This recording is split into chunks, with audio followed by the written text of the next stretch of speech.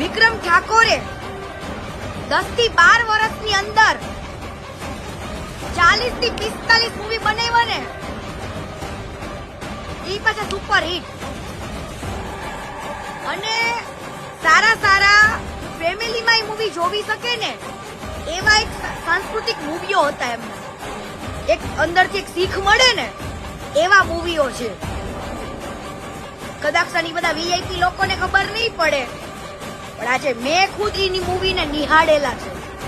અને એટલા માટે મને ક્યાંક ને ક્યાંક એવું લાગે કે જ્યારે ગુજરાતી ઇન્ડસ્ટ્રીઝ સાવ પડી ભાંગી હતી ને, ત્યાર વખતે જોરો હવાસમાં એક જ નામ ગાજતું હતું, વિક્રમ ઠાકોર.